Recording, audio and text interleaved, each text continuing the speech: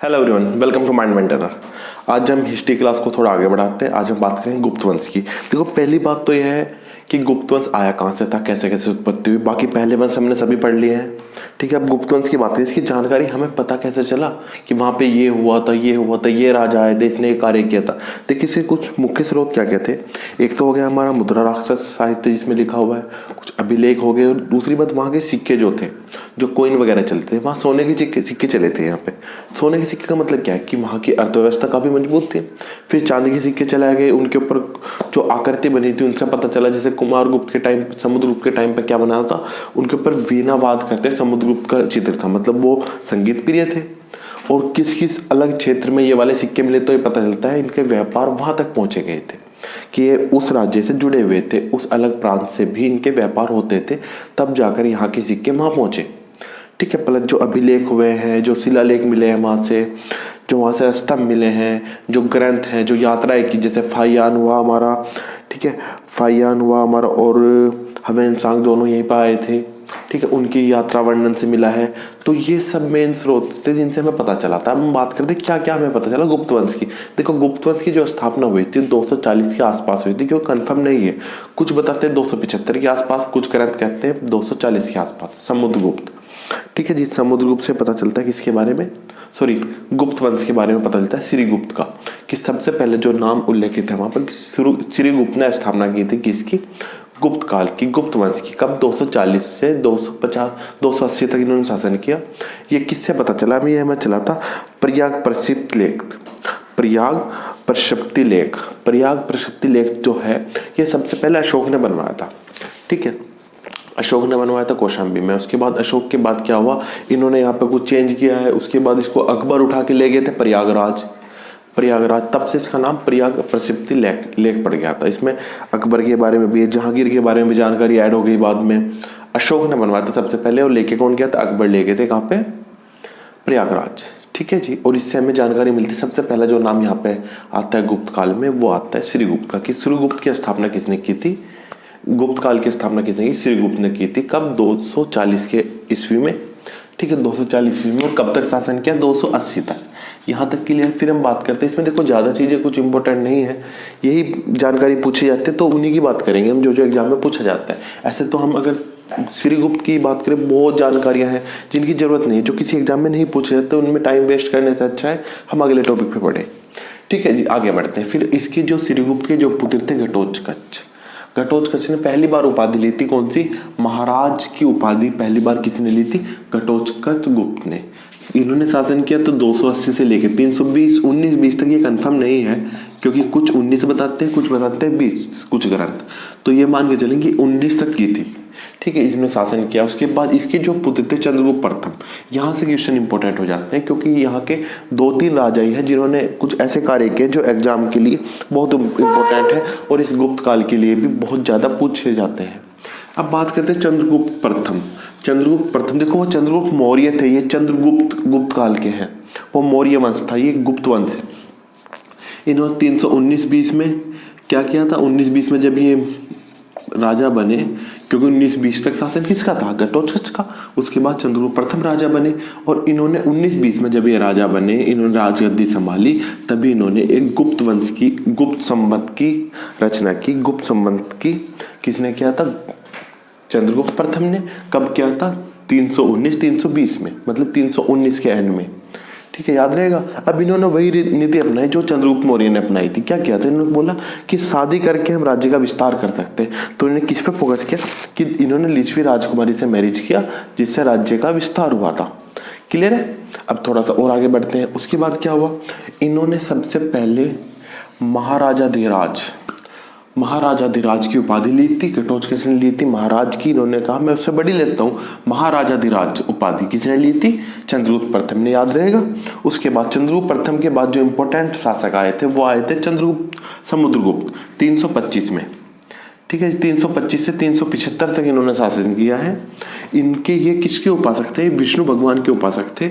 और इन्होंने क्या किया था? इन्होंने बहुत ज्यादा युद्ध किए, बहुत ज्यादा युद्ध जीते भी। और कैसे कैसे देखो, इन्होंने पूर्व के जो थे वो आर्यवर्त के जो शासक थे 9 शासकों को पराजित किया था, और दक्षिण के कितने 12 शासकों को पराजित किया था, सबको हरा दिया था, जिसके कारण इन्हें क्या कहा जाता है? भारत का नेपोलियन।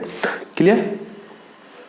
ठीक है, इन्हें क्या कहा जाता है? भारत का नेपोलियन इसीलिए कहा जाता है क्योंकि इन्होंने बहुत सारे राजाओं को हराया था और अपने राज्य का विस्तार किया था।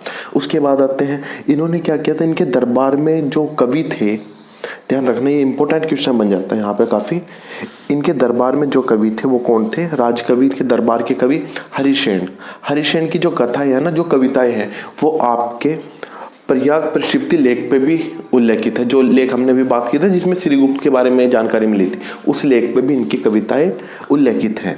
ठीक है, इनकी उपाधियां इन्होंने बोला था, देखो आगे पीछे आते थोड़ा सा। घटोत्कच ने महाराज की उपाधि, ठीक है, चंद्रगुप्त प्रथम ने ली थी महाराजाधिराज की, और समुद्रगुप्त ने कहा ठीक है भाई, तुम उपाधि ली, तुमने इससे बड़े ली, मैं इकट्ठा ही ज्यादा लूंगा, मैं तुमसे बड़ा हो गया। इसने कहा मैं तुमसे आगे लूंगा, मैं तुमसे आगे बढ़ चढ़ के।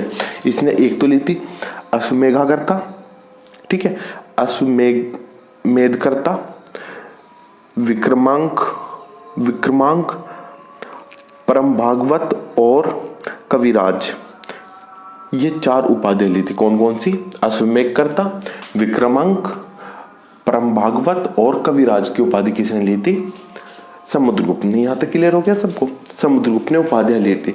और समुद्रगुप्त एक तो संगीत प्रिय काफी थे, तो इसलिए इस काल में जो संगीत का बहुत उत्थान हुआ था। यहाँ पे संगीत प्रिय थे, खुद वीणा बजाते थे। तो इन्होंने अपने सिक्कों पे जो बनाए थे फोटो, अपना फोटो बनाया था। कौन सा सिक्कों पे कौन सा फोटो चलता है इनका? वीणा वाद करते हैं, मतलब वीणा बजाते हुए इनके सिक्के जो मिले हैं उन पे इनकी तस्वीर मिली है। कौन सी? वीणा का वाद करते, वीणा बजाते हुए। समझ आ रहा है सभी को?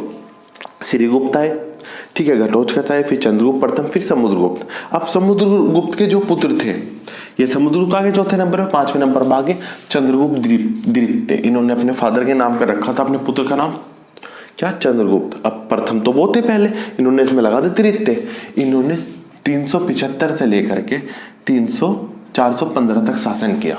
अब ये सबसे इंपॉर्टेंट काल है, इसी कारण भारत का स्वर्ण काल बोला जाता है, गुप्त काल, क्योंकि ये सब उपाधियां जो यहाँ पे हुई थी ना, ये सब जो कार्य हुए थे, जो इन्होंने जीत हासिल की थी, ये सब था। ठीक है, इसी के कारण इसको स्वर्ण काल बोला जाता है भारत का। अब देखो क्या हुआ था यहाँ पे, फाहियान वगैरह ये पे चंद्रगुप्त मौर्य काल में आए थे। इन्होंने अपनी रचना में चंद्रगुप्त द्वितीय के काल में आए थे, और इन्होंने अपनी रचनाओं में चंद्रगुप्त द्वितीय के शासन काल का, वहां की व्यवस्था का, वहां के रहन सहन का, जीवन का, सबका परिचय दिया है, जिससे हमें जानकारी प्राप्त होती है।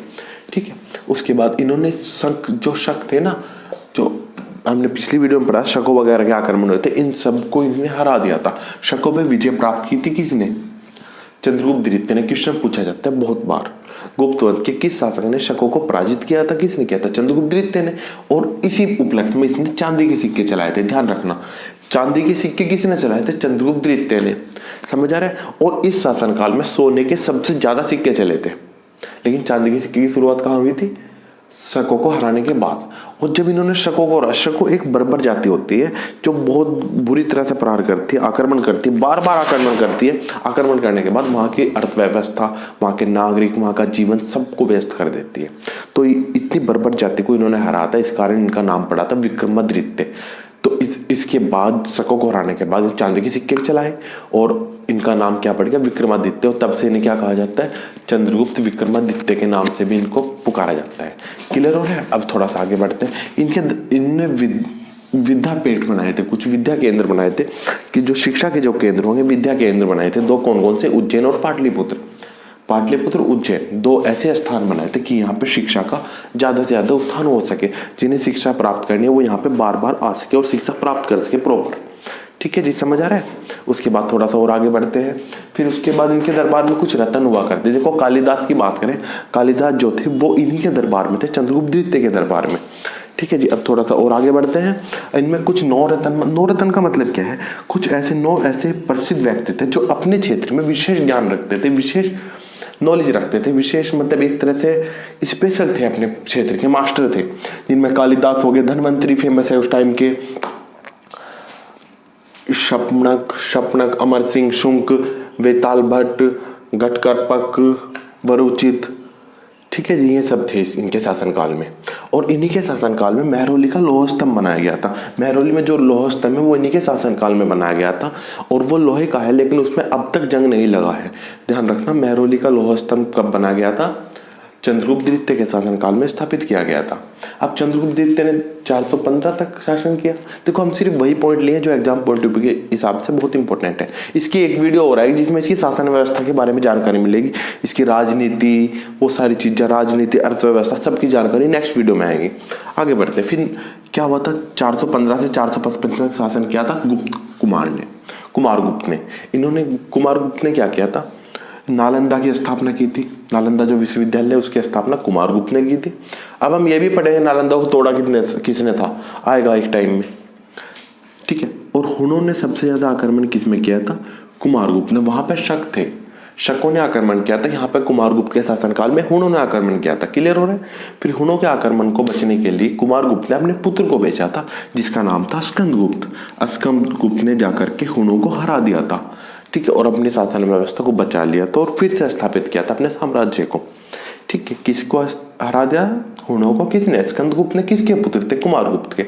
और एक और है यहाँ पे 510 ईस्वी के आसपास जो भानुगुप्त जो शासक कर रहे थे उस टाइम पे। देखो, इससे ज्यादा शासक की जरूरत नहीं है हमें, क्योंकि यही इंपॉर्टेंट है तीनों।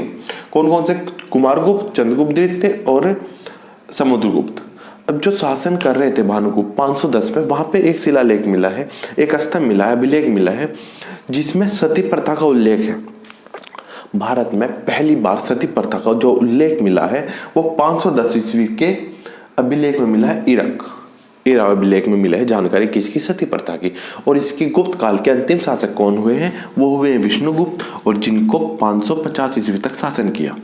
मतलब अंतिम शासक कब हुए थे? 550 ईस्वी में साम्राज्य समाप्त हो गया गुप्त काल का। तो इसका मतलब गुप्त काल कहां से कहां तक चला? ये 240 से लेकर के गुप्त काल चला हमारा 550 तक, ठीक है। हमने कहां से पढ़ा था? हमने बिफोर क्राइस्ट पढ़ रहे थे हम। कहां सबसे पहले शासक आया था? हर्यक से हमने शुरू किया था, मतलब मगध की स्थापना से शुरू किया था। अब हम कहां पे आ गए?